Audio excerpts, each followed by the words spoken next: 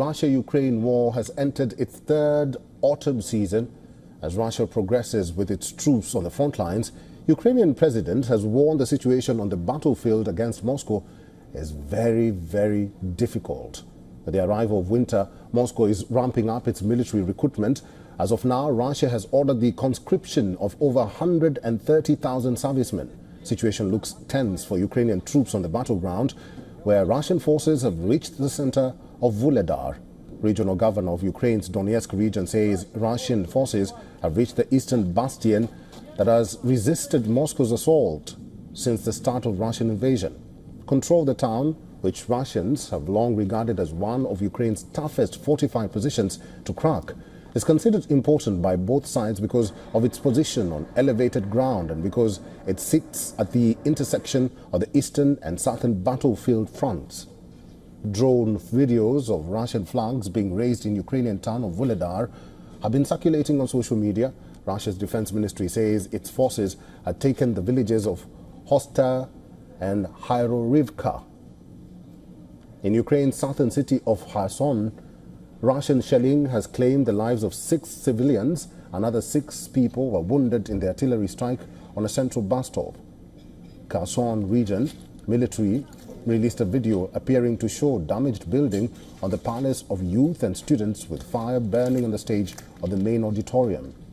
As per Ukrainian officials, Russian forces have used glide bombs to strike residential areas. An infrastructure facility in Zaporizhia.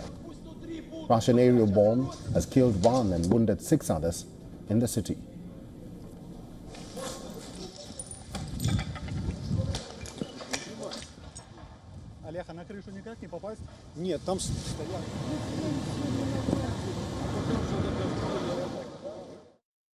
Glide bombs according to the information we have. We expect information in a few hours. There were 6 locations, 5 civilian targets and 1 industrial object. NATO's new chief, Mark Rutte, voiced strong support for Ukraine on Tuesday, claiming that Ukraine's right to defend itself does not end at its border. Speaking about the upcoming presidential polls, Rutte said he was not worried about the upcoming U.S. elections as he could work with former President Donald Trump or Vice President Kamala Harris. Let's not forget Ukraine is fighting a war of self-defense. And that means that Ukraine has the right to defend itself. And as we know, international law, and according to international law, this right does not end at the border. So that means that supporting Ukraine's right to self-defense means that it is also possible for them to strike legitimate targets on the aggressor's territory. Russia's deputy foreign minister has warned that Moscow is prepared for a prolonged confrontation with the U.S. The Kremlin said Russia will not discuss signing a new treaty with the United States to replace an agreement limiting each side's strategic nuclear weapons that expires in 2026. New strategic arms reduction treaty or New START is due to run out on February 5th, 2026.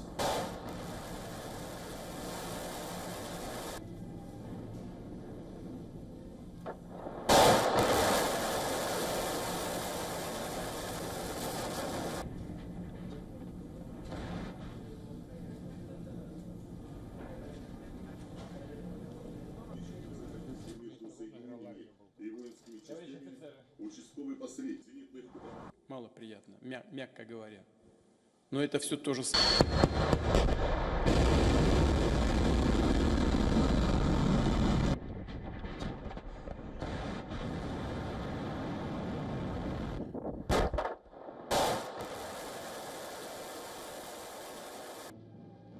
For all the latest news, download the WION app and subscribe to our YouTube channel.